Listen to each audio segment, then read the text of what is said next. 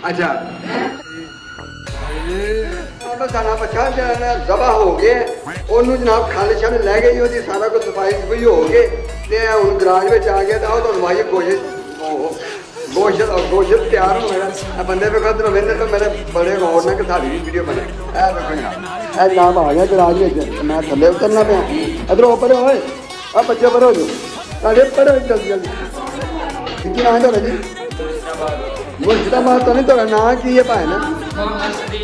ਸਦੀਕ ਆਜ਼ਮ ਹੈ ਜੀ ਤੁਹਾਡਾ ਕੀ ਨਾਮ ਹੈ ਜੀ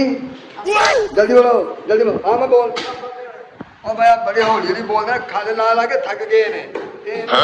ਕਸਾਈਏ ਵਿੱਚ ਉਹ ਇੱਕ ਚੀਜ਼ ਬਣਾਉਣ ਦਾ ਬੜਾ ਮਾਹਿਰ ਉਹ ਜੀ ਇਹ ਵੇਖੋ ਤੁਹਾਨੂੰ ਮਾਮਾ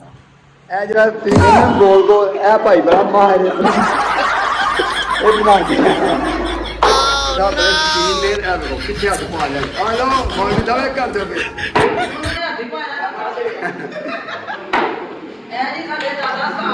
अच्छा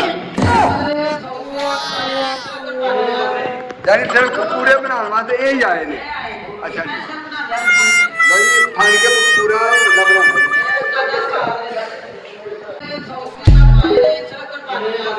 यानी सिर्फ पूरे बनाने वास्ते यही आए ने अच्छा जी लो जी फाड़ के पूरा बंदा बनाना जी ਉਹ ਭਾਈ ਬੜੇ ਹੌਲੀ ਹੌਲੀ ਬੋਲਦੇ ਖਾਣੇ ਨਾਲ ਆ ਕੇ ਥੱਕ ਗਏ ਨੇ ਤੇ ਇਹਨਾਂ ਨੂੰ ਬਾਅਦ ਚੋਂ ਮਿਲਣੇ ਠੀਕ ਹੈ ਲਓ ਜੀ ਗੋਸ਼ਤ ਤਿਆਰ ਹੋਣ ਲੱਗਾ ਲਓ ਜਨਾਬ ਇਹ ਅਸੀਂ ਬਾਲਣ ਕੱਢ ਰਹੇ ਹਾਂ ਬੰਦਰੋਂ ਪਰ ਤੁਸੀਂ ਸੋਚਦੇ ਹੋ ਕਿ ਬਾਲਣ ਕਿਉਂ ਕੱਢਦੇ ਨੇ ਪਏ ਈਦ ਦਾ ਦਿਨ ਹੈ ਤਾਂ ਬਾਲਣ ਬਾਹਰ ਕੱਢਣ ਦੇ ਨੇ ਇਹਦੇ ਬਾਰੇ ਤੁਹਾਨੂੰ ਬਾਅਦ ਚੋਂ ਦੱਸਾਂਗੇ ਕਿ ਬਾਲਣ ਕਿਉਂ ਕੱਢਣਾ ਪਿਆ ਇਹ ਉਹ ਸਾਡਾ ਆਪਣਾ ਬਾਲਣ ਹੈ ਲੱਕੜ ਇਹ ਸਾਡਾ ਗੋਦਾਮ ਹੈ ਤੇ ਇੱਥੋਂ ਅਸੀਂ ਸਾਰਾ ਜਿੰਨੀ ਲੱਕੜ ਸਾਡੇ ਕੱਢ ਕੇ ਤੇ ਇਹ ਦਿਆਂਗੇ ਨਾਈ ਨੂੰ ਲਓ ਜੀ ਮਸਾਲੇ ਤਿਆਰ ਹੋ ਗਏ ਨੇ ਤੇ ਇਹ ਜਨਾਬ ਸਾਡਾ ਨਾਈ ਜੇ ਤੁਸੀਂ ਵੀ ਗੌਰ ਨਾਲ ਵੇਖ ਲਵੋ ਸਾਡੇ ਅੱਜ ਦੇ ਪ੍ਰੋਗਰਾਮ ਦੀ ਜਨਾਬ ਸਰਪ੍ਰਸਤੀ ਕਰ ਰਹੇ ਨੇ ਸਾਹਿਬਜ਼ਾਦਾ ਜ਼ਫਰ ਇਕਬਾਲ ਨੇਮੀ ਸਾਹਿਬ ਤੇ ਇਹ ਜਨਾਬ ਆਵਾਮ ਭਰਪੂਰ ਆਈ ਹੈ ਪੂਰੇ ਮੁਹੱਬਤ ਨਾਲ ਇਸ਼ਕ ਜ਼ੋਕ ਨਾਲ ਖਾ ਰਹੇ ਨੇ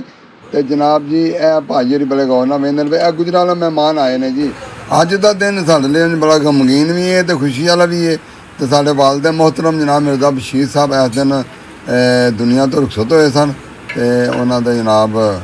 ਵਿਲਾਗ ਬਣਾਉਣ ਦਾ ਮਕਸਦ ਇਹ ਵੇ ਦਿਨ ਦਿਹਾੜ ਆਪਣੇ ਆਂਢੀਆਂ ਗੁਆਂਢੀਆਂ ਨੂੰ ਭੈਣ ਭਰਾਵਾਂ ਨੂੰ ਯਾਦ ਰੱਖਣਾ ਚਾਹੀਦਾ ਤੇ ਇਸ ਖੁਸ਼ੀ ਦੇ ਮੌਕੇ ਉੱਤੇ ਮਿਲ ਜੁਲ ਕੇ ਰਹਿਣਾ ਚਾਹੀਦਾ ਤੇ ਭਾਈਚਾਰੇ ਨਾਲ ਰਹਿਣਾ ਚਾਹੀਦਾ ਇਹ ਸਾਰੇ ਬੜੇ ਪਿਆਰ ਵਾਲੇ ਬੰਦੇ ਨੇ ਇਹ ਆਏ ਨੇ ਸਾਡੀ ਜਨਾਬ ਮਹਿਫਲ ਦੀ ਰੌਣਕ ਵਧਾਈ ਹੈ ਇਹਨਾਂ ਦਾ ਅਸੀਂ ਦਿਲ ਤੋਂ ਸ਼ੁਕਰੀਆ ਅਦਾ ਕਰਨੇ ਆ ਤੇ ਸਾਡੇ ਚੈਨਲ ਨੂੰ ਸਬਸਕ੍ਰਾਈਬ ਕਰਨਾ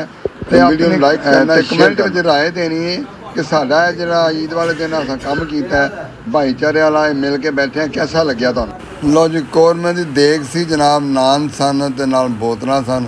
ਤੇ ਜਨਾਬ ਲੋਕੀ ਬੜੇ ਖੁਸ਼ ਹੋਏ ਨੇ ਉਹ ਭਾਈ ਨੂੰ ਬੜਾ ਸ਼ੌਕ ਜੇ ਵੀਡੀਓ बनवाने का जी तो गाइस ये था हमारे बड़ों का सिस्टम जो हमने किया है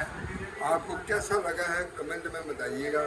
कि ईद के दिन ये सिस्टम होना चाहिए या नहीं होना चाहिए कमेंट में ज़रूर बताइएगा मिलते हैं अगली वीडियो में।